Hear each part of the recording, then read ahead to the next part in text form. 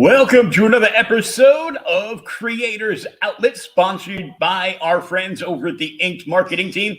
Inked Marketing, if you've got a creative idea that you want to get put through on Kickstarter or Indiegogo, give Kevin Gillette a call over at Inked Marketing and see what they can do for you. And speaking of which, our special guest today, Monte Michael Moore, if you would please be so considerate as to go over to the Ringo Awards page and vote for Local Hero, one of Monte's many books that's been nominated for Ringo Awards for this year. And there he is. Howdy. How you doing? I was watching the video earlier, and you were naming all these old spaghetti western shows that I grew up watching and still watch on a Saturday morning with a bowl of cereal and there you go. Coffee. So I did not know that about you, that you have a big western background. Mm-hmm. I just knew you had an enormous artistic background.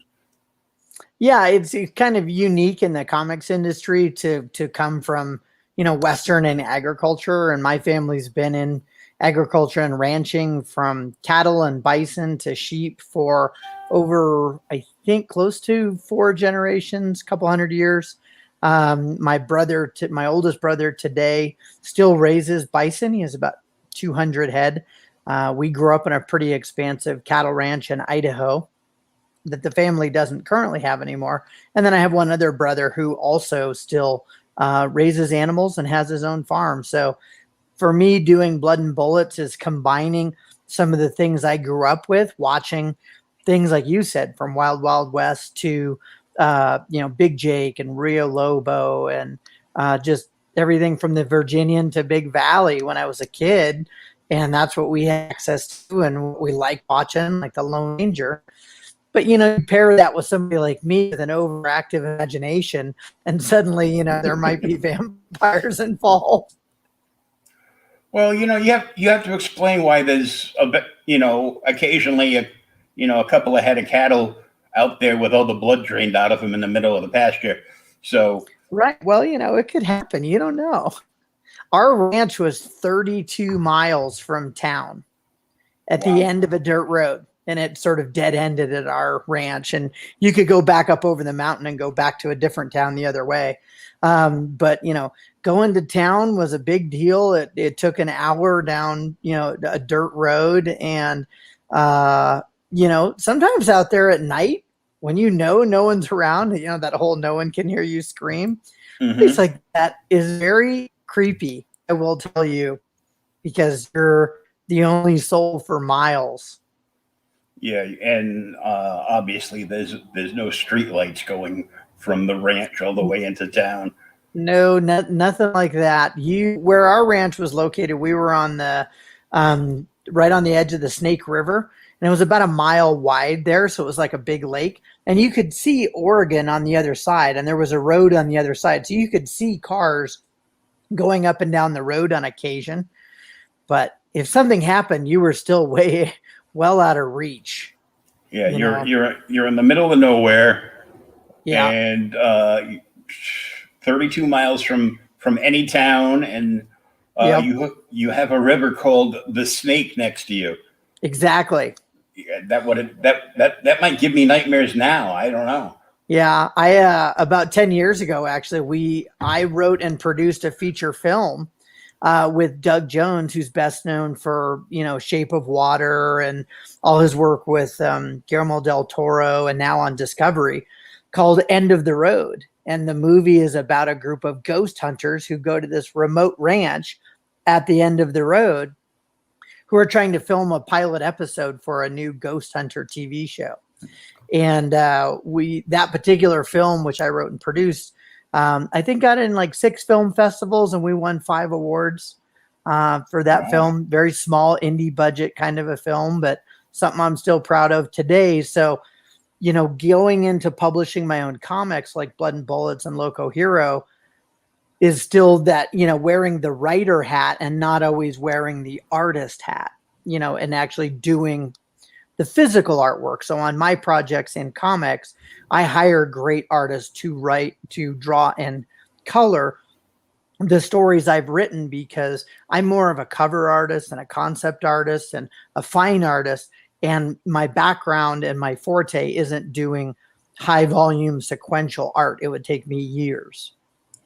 Yeah, that's a specialized talent all in its own.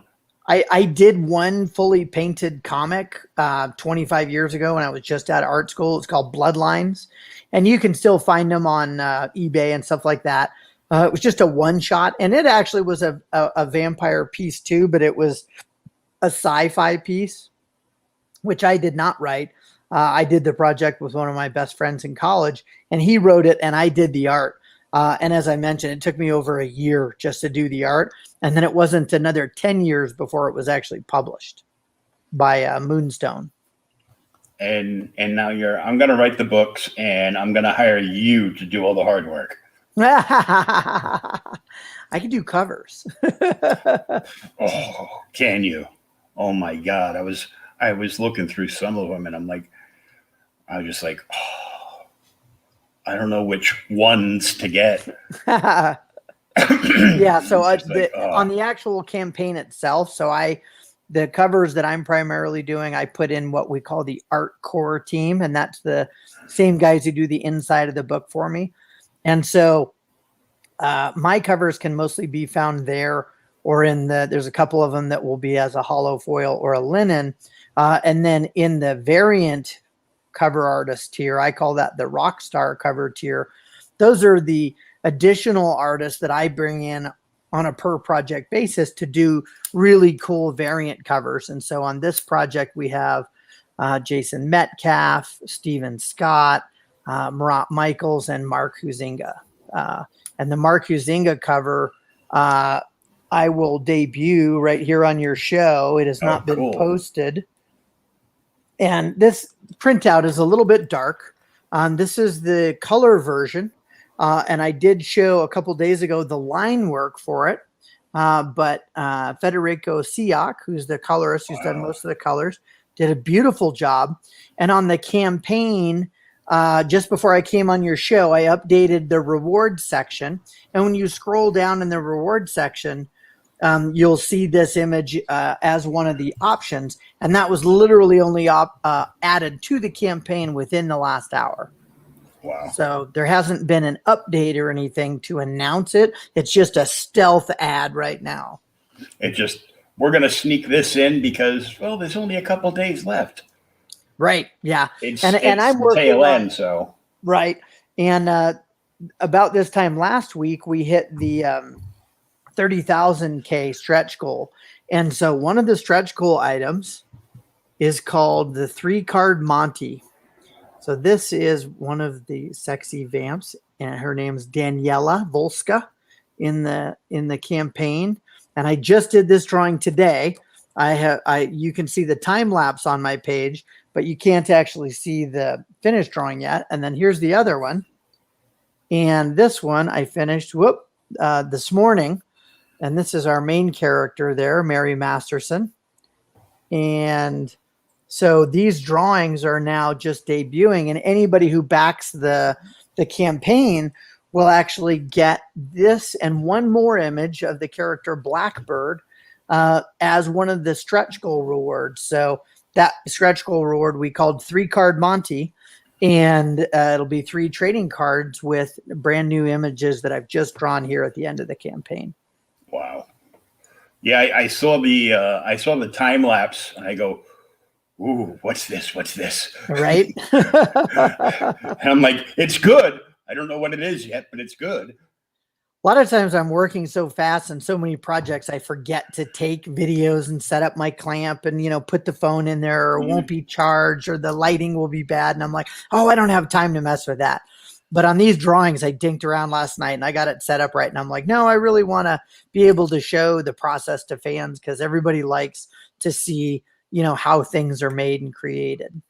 Oh yeah, it's just incredible. Let's take a look at this, because this is just going crazy. Let's refresh. Yeah. I'm going to refresh the page beforehand just in case. Yeah, yep, I had seen that. Yep, we're the same. So yeah, just a few backers away from the 500 backer mark, which is fantastic. Oh yeah. And I have this talk with, other people, and they're like, well, I love indie comics, but why are they expensive? I go, well, because they're like divorce. They're worth it. And not just that, but you have to think that every indie comic is a limited run. Like very small. Yeah. When you turn around and you buy like the latest Clayton Crane Virgin variant cover for a Joker #1. Well, DC made like 20 covers and printed up like 100,000 of each one and flooded the market with it. I go, so you've got like, 500,000 Joker #1s floating around there somewhere. And, Clayton added like another like 1,500 of his cover.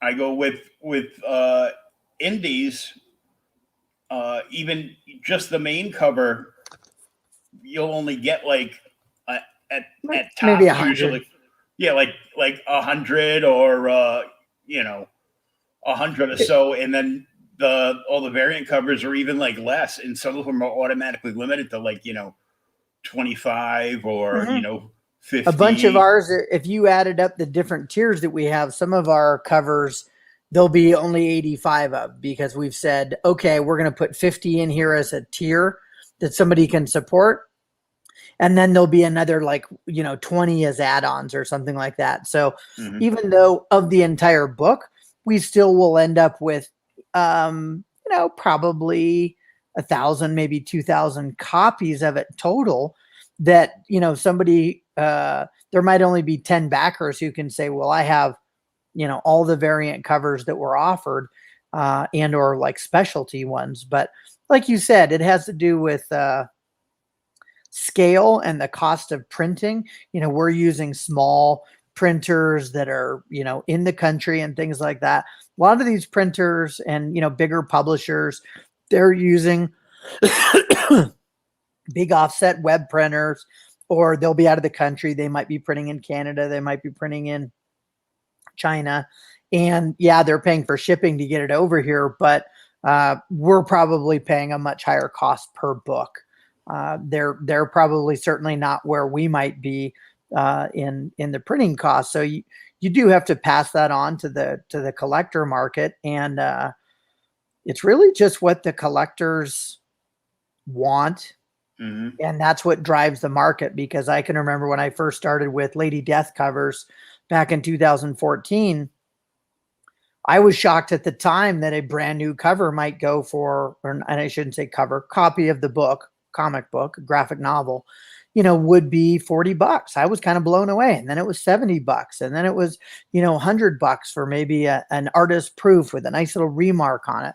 And I found some of the best comic fans that I have seen and come across are in indie comics, and they're loyal, they're supportive. I mean, these kind of people would be like, oh, I hear you're moving and you need a truck, I'll help you move.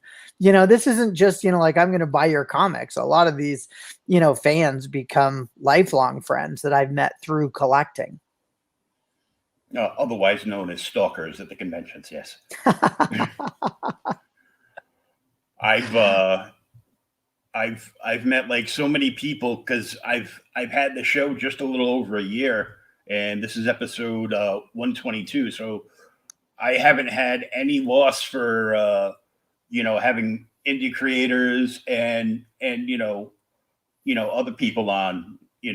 I've had yourself on. I've had Ryland Grant on a couple of times, Graham Nolan, Scott Hanna, and loads and loads of other people that are known, in the big community and the smaller community. And I still have people like lined up to do shows. So I think it's great. This is me hanging out at Artist Alley at any given convention, just chatting up the creators because everybody's like, oh, it's great. There's all this stuff. And it's all from comic books. I'm like, yeah, you should have listened to us 30 years ago. Yeah.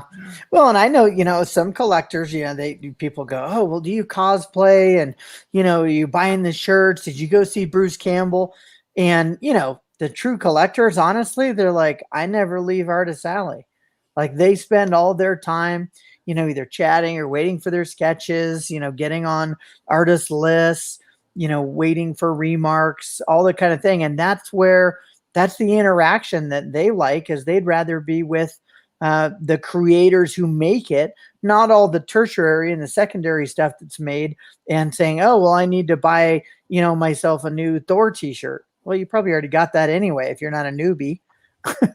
Yeah, and if you have to have that Thor t-shirt so bad, you can buy it at like Walmart for like 10% of the price you're going to pay for. Right.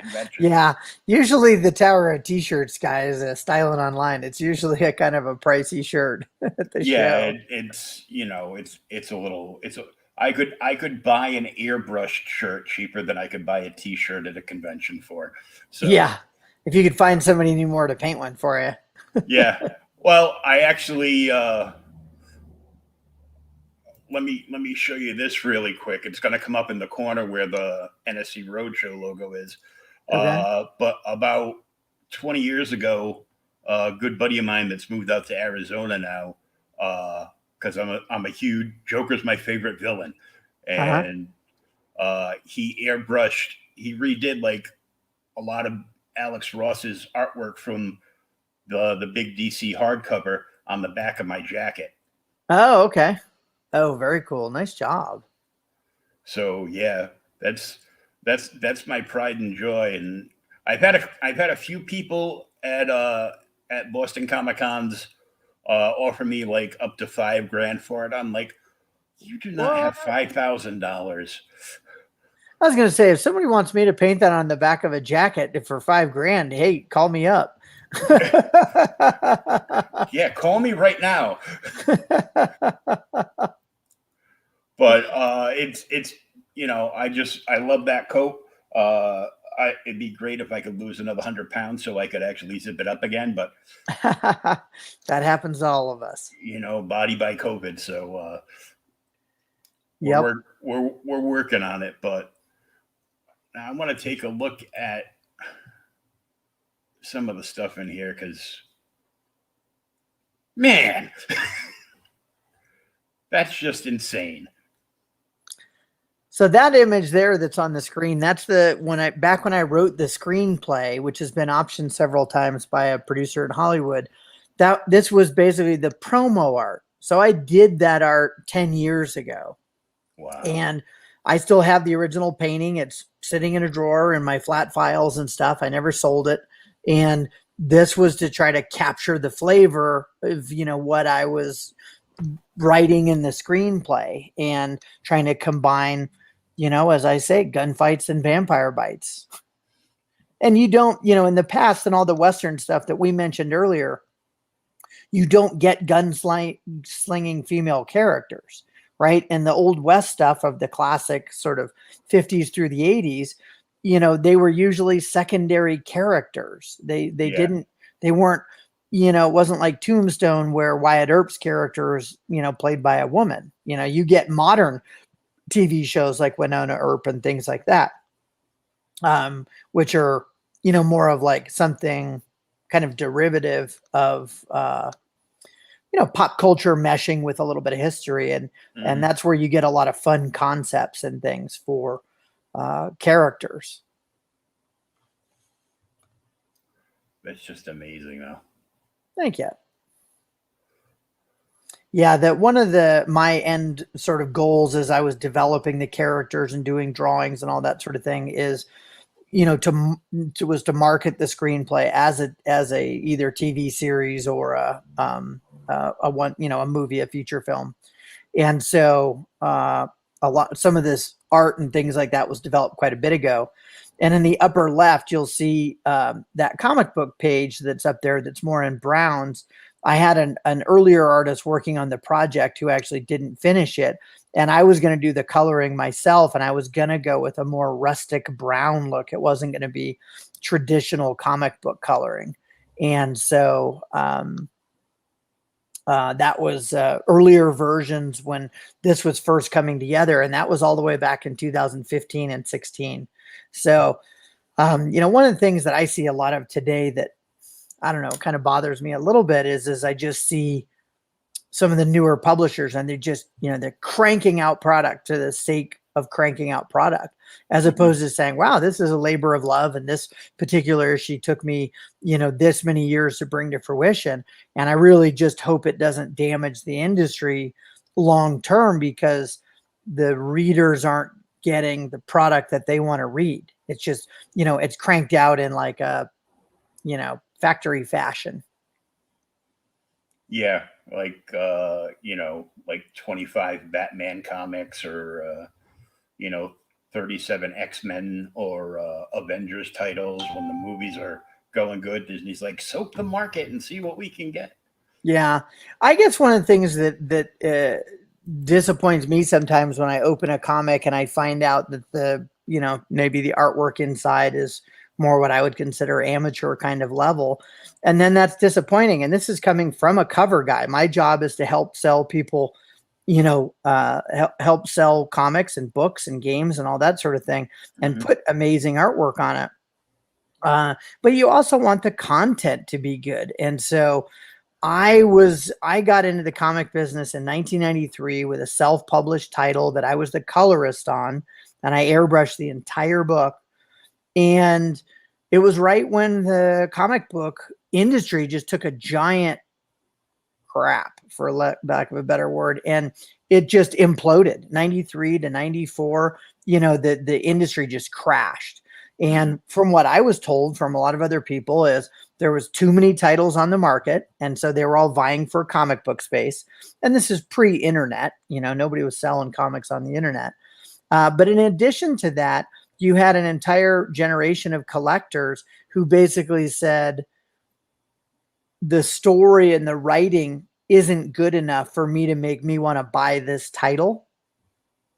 And this was before variant covers, were really a big thing. And so I don't want to see the industry get hurt from a lot of content that people aren't happy with long term, because that's going to hurt small publishers, big publishers, medium publishers. If people just go, I got sick of it, I stopped collecting comics, I stopped reading comics.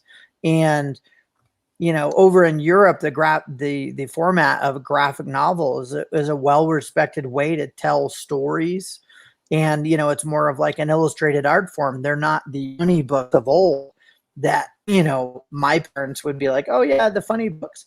And I'm like, well, there's people today, these are pretty serious art forms when you look at, successful stuff like from Frank Miller and things like Kingdom Come, The Nail, Dave Mazzucchelli's, run on Daredevil. There's some powerful stories out there. I mean, Oh yeah, Watchmen, the original Watchmen, that didn't pull any punches.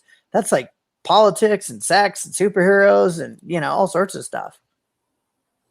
yeah. There's been some amazing storytelling, Mm-hmm. and it seems to in in certain ways kind of like gone to the wayside. Kind of like Hollywood isn't coming up with new ideas to entertain the masses. They're just doing rinse and repeat with, you know, Yeah. well, we're going to do a remake of this old movie. Why? Yeah. Well, it's already got a built-in audience, so they'll go see it again. Yeah.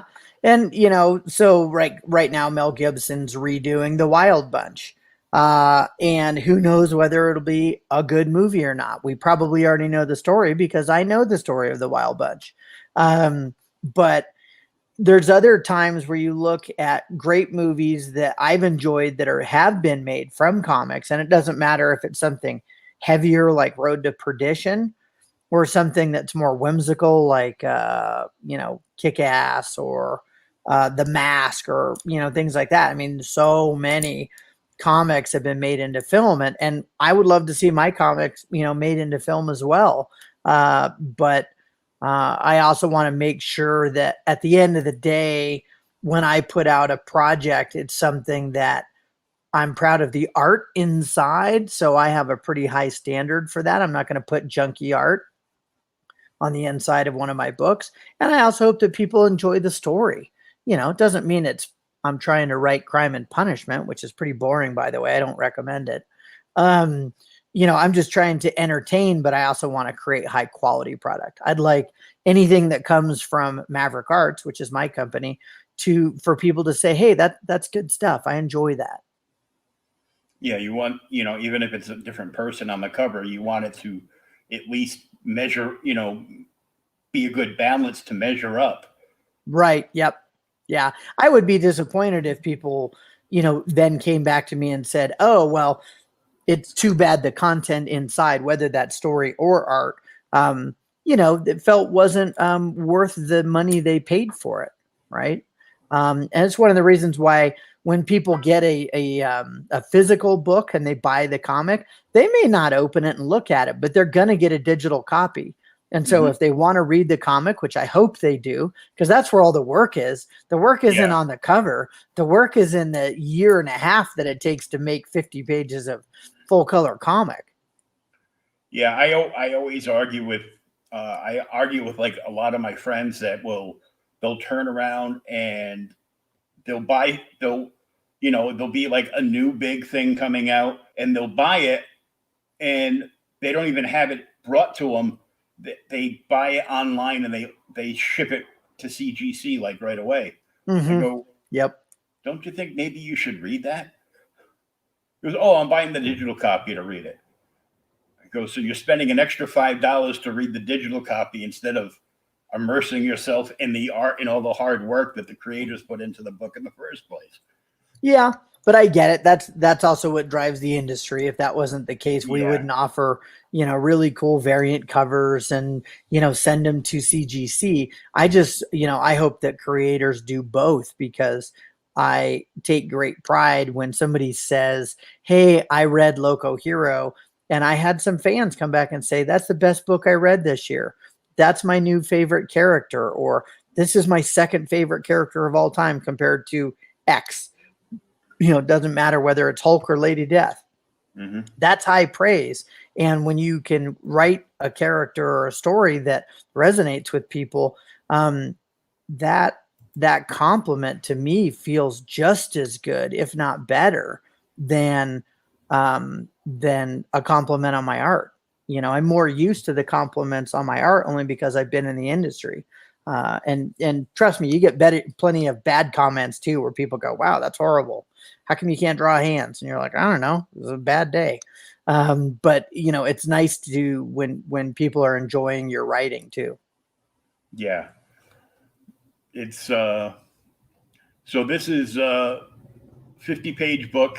Is it a one shot or is it gonna be a mini series ongoing? It's I hope it's going to be ongoing. And the cool part is that issue 2, believe it or not, is within about 4 or 5 pages of being finished, already drawn. So the artist that I have on the inside, and you can scroll down and see some of his ink pages, is an artist out of Italy. His name's Silvano Beltramo.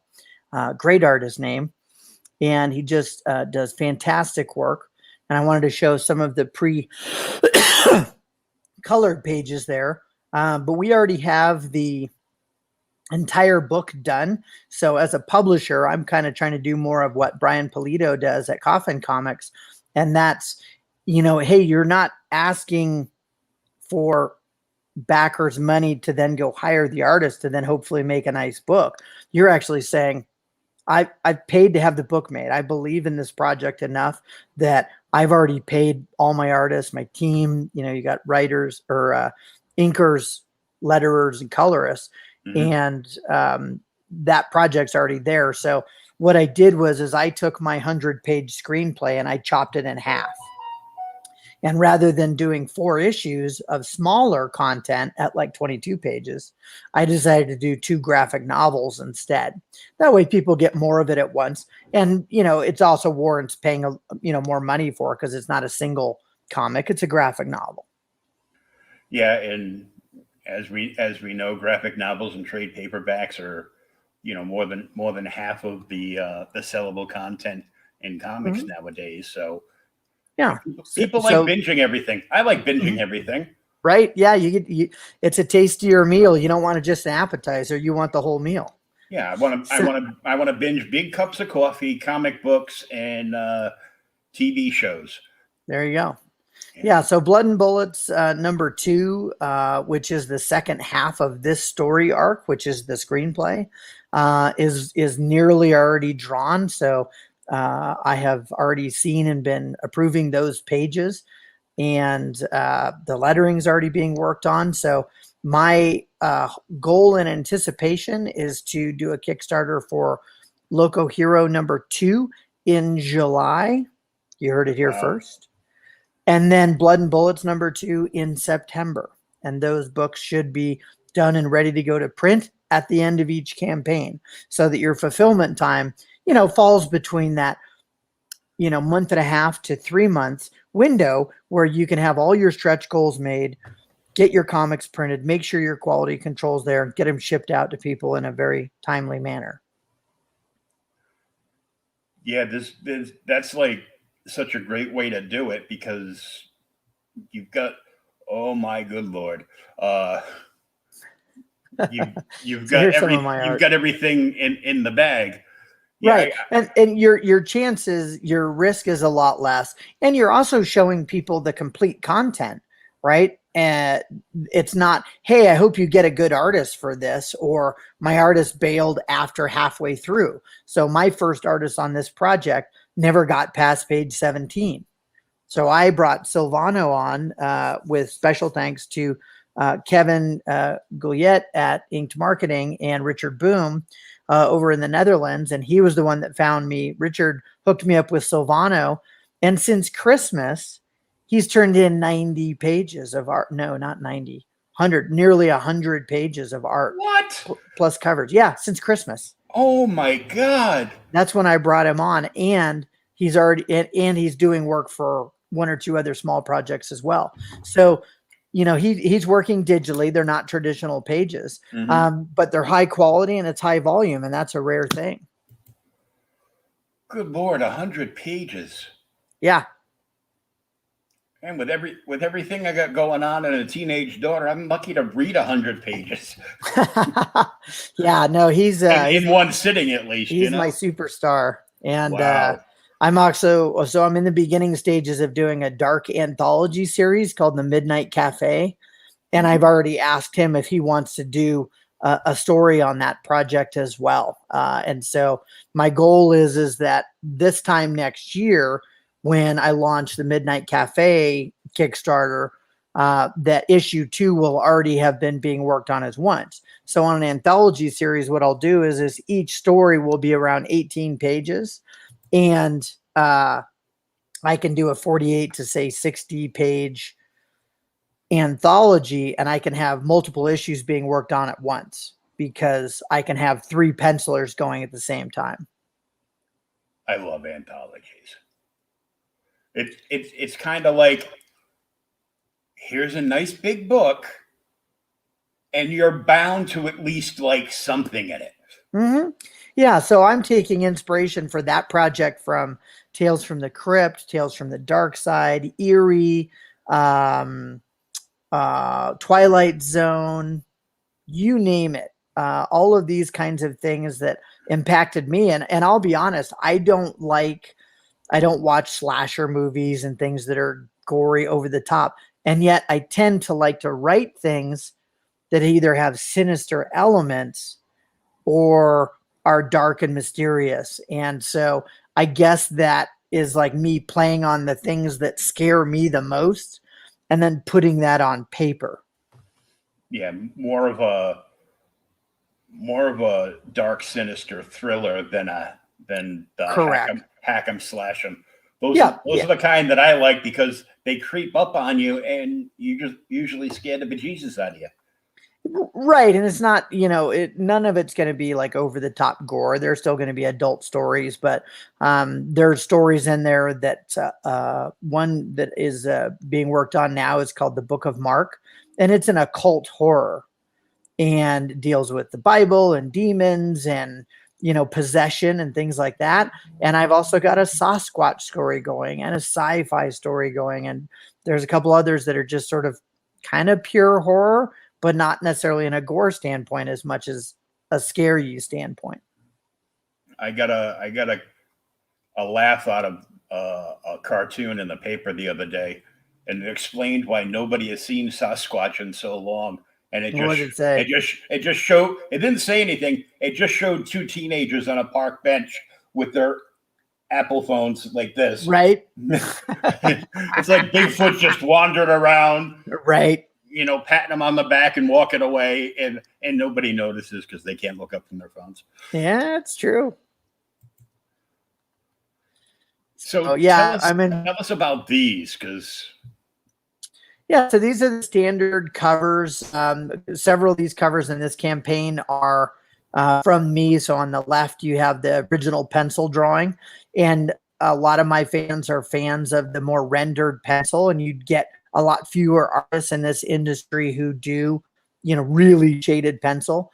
And then you have the color version on the right. And so that cover is called Big Irons, and that's kind of a nod to Marty Robbins and the song Big Iron on his hip, Big Irons on her hips. Then down below you have the initial piece of promo art that I did. And then I always like to make sure that the team that's doing the interior work is also on the cover. And so I did a montage piece there of several cool favorite panels from inside the book, as well as another drawing that Silvano had done as a cover. And so that way the penciler, inker artists and colorists get their work on a cover as well. And then down below, you also have one of the secondary kind of hero characters in the story. Her name is Blackbird, and she comes from either the Maricopa or Pima people that would have been down in southern Arizona. And she's adept with knives, and she's called Blackbird. And so again, on the left, you see the option to get either the colored version that Federico Siak has covered or the pure pencil piece. And that's also a reward in the campaign that if somebody wants to buy some of the original art, there's some kind of bigger tier items that are kind of in the several $1,000s range for those collectors who like to buy the original art. I love that Blackbird cover. Oh, thank you. And then it's amazing in the way he colored it. It's just like completely surreal. Yeah, he did a really nice job, and there's a reflection of Mary on the knife. She's kind of there in her coat with her, hat and everything like that. And so that was a nice combination. And he's that colorist is I just found before the project. His name is Federico, and he's done a great job. And so almost all these color covers, if you scroll down to the digital covers, the Rockstar covers right there. He colored all of those. And so it's, a lot of times you're sending pieces to different colorists. and sometimes they're not available. And so I was so happy with his work that that's actually one colorist doing 4 or 5 different variations. So on the upper left, you've got Jason Metcalf. On the right, Stephen B. Scott. Down low on the left in the middle, you've got Marat Michaels, who's known for Naughty and Nice. Then you have another newer artist who's also from out of the country. His name's Marcus Vinicius. It was a new guy who I tried out, did a nice piece for me. And then down below, the one that I just mentioned, we debuted just today, is by Mark Huzinga, and I'm a big fan of his work. And so all of these artists are new on a campaign for me, except for Marat Michaels. He did a cover also for Local Hero, and I've done a number of covers for him over the years on projects like Naughty and Nice, Hardly Thin, and Battle Fairies. So all three of those titles are recent ones. Yeah, I've got many pieces by Marat. I've got a couple of signed prints by him, and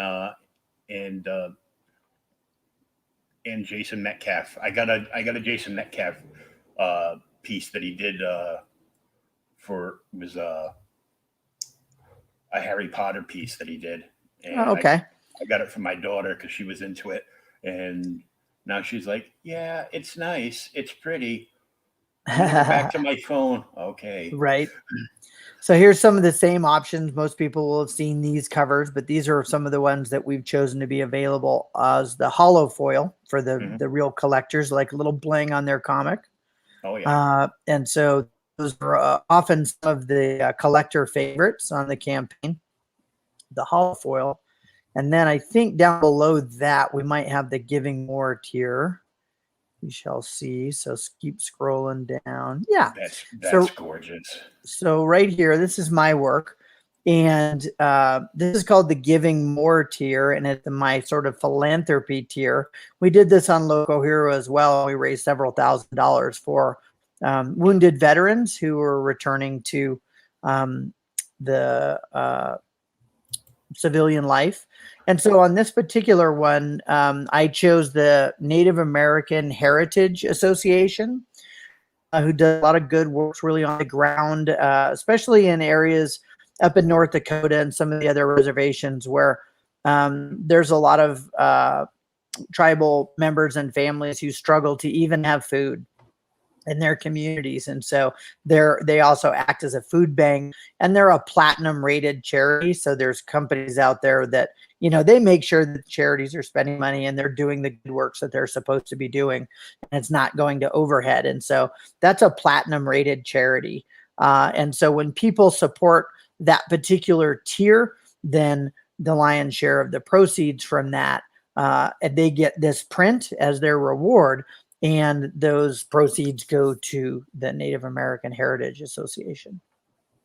That is very, very nice.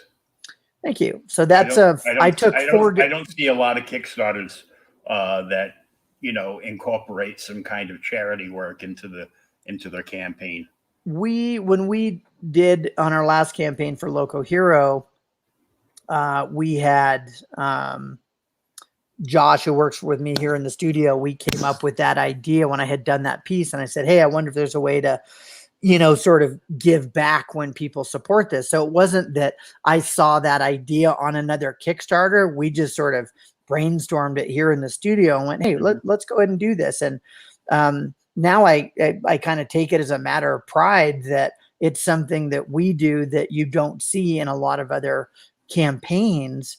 And even my last art book campaign that was for art book called Montage, because it actually had some automotive work and it had wildlife and it had Western, we chose an organization called Hearts and Horses. And they're an equine therapy group that works with everybody from adults and children with disabilities to emotional support and veterans, and just a lot of good works where they use the horses to help folks who need a little help. And so we always try to have a tier that is the Giving More tier, where we give back. Very good.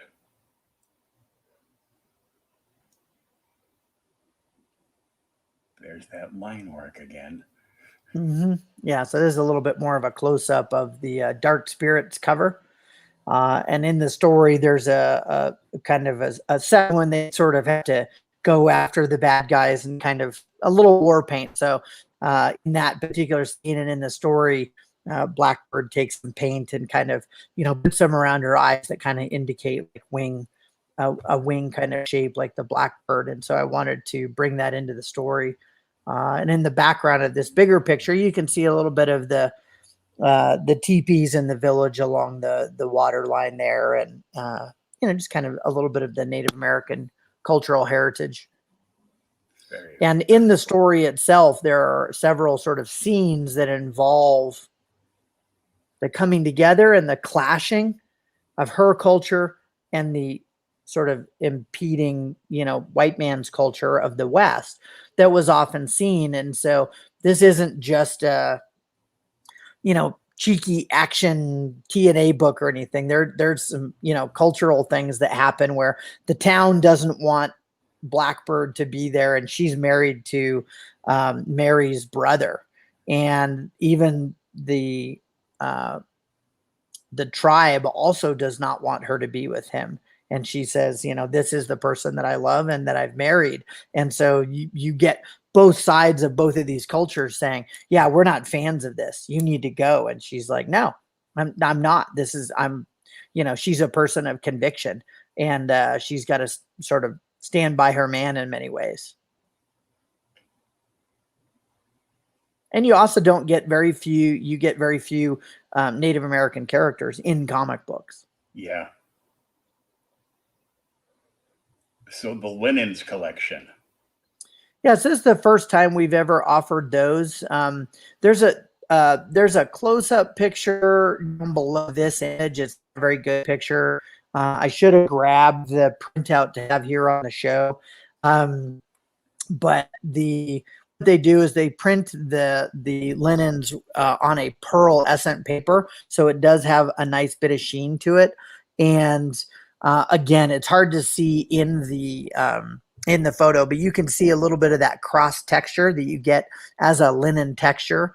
And so these more rare books are they're pearl linen covers. And so we decided to do a small offering of those. And so that was why we called them the Fresh Linens collection. We like to have fun with the names. And after so many Kickstarters, you're like, oh, what am I going to come up with names for all these tiers for again? Right. Yeah. And then, backers will also be able to get a variety of add-on items at the end. So if they want to get certain books as certain offerings, they can just add those to their regular tier.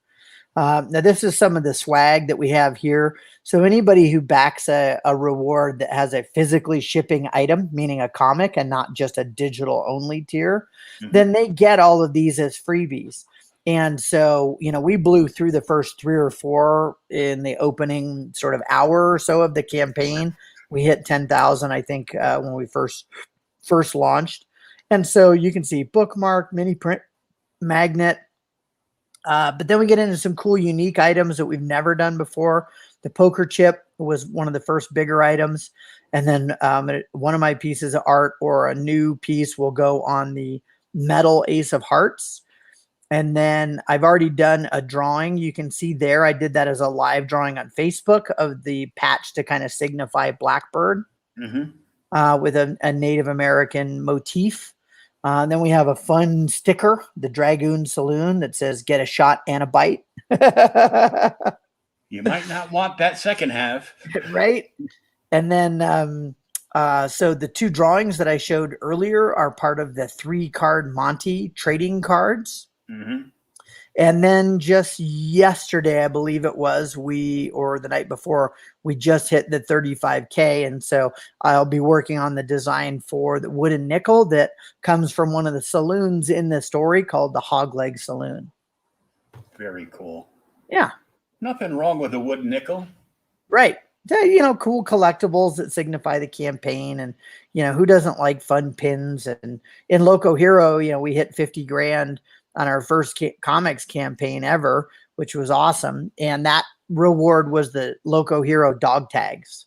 And so, that's a more rare kind of stretch goal item. And, even if people don't want to wear it every day, they can hang it off their backpack that they take to school or they take to, conventions.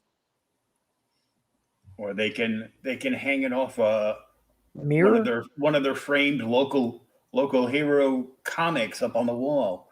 Well, Just that too. Hang the tags off the side. Actually, that'd be kind of a cool shadow box to do the swag items around it. Maybe I'll have to do that. You'll do that, and then you'll show it off. Right. Online, yeah, maybe for the next campaign. Yeah.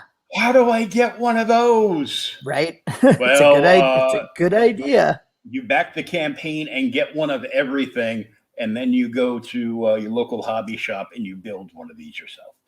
Exactly. Yeah. You can buy the shadow boxes just about anywhere. Hey, there you are. Yep. Yeah, lots of comics. I don't know how many covers I've done over the years, but the Helena one over there on the left was my first freelance cover ever, and that was a 96, 97 time frame. But I had already been to San Diego Comic-Con every year before the pandemic, 28 years in a row. So I can still say I have not missed a regular San Diego Comic-Con in nearly 30 years. I actually have that Helena. There you go. First Monte Moore published freelance cover. Yeah. And I most definitely had the Elvira because I've bought all the Elvira books, as well as Vampirella's. Mm-hmm. Yeah, popular ladies. Yeah, I somewhere around here I've got a short magazine box full of the old black and whites. Mm-hmm. Yeah, it was interesting when I first got into the industry. You were starting to see some more female kind of titles like Danger Girl, and things from like J. Scott Campbell. But there was just very few successful titles that had women characters. And one of the only ones I could even think about that, was doing big numbers and had a following was Wonder Woman. Yeah. Right. Now, there was certainly other ones out there. I mean, there's titles like Miss Marvel and there's, Catwoman and stuff like that. But they weren't big top tier, characters or money makers. And, then you at the same time I started the industry, Brian Pulido was starting to publish in 91, 92. And, that was still very fringe, it's very outlying kind of stuff. You had art by Jim Ballant from Broadsword Comics. He was doing tarot later on. But we've seen a real change in the industry in the last, 20 to 25 years of a lot more women being interested in comics and reading them. We have more women doing art for them, which is great. We have some fantastic pencilers and colorists and writers, have for a long time on the writer front. But then you also just have a lot more, sort of female driven characters that really, they drive a big portion of the industry. I mean, I don't think that Zenescope or some of these other publishers have ever even published a title that had a male character. No, I've looked and they've had like amazing cover artists over at Zenescope. Oh yeah. And I'm like, yep. I go, this stuff looks great, but I don't know. And then I ended up having a couple of my friends were like, he goes, yeah, I buy the occasional one. I read the plot of, the miniseries of what is, what's happening. And if it interests me, I'll sign up and I'll get it. Mm-hmm.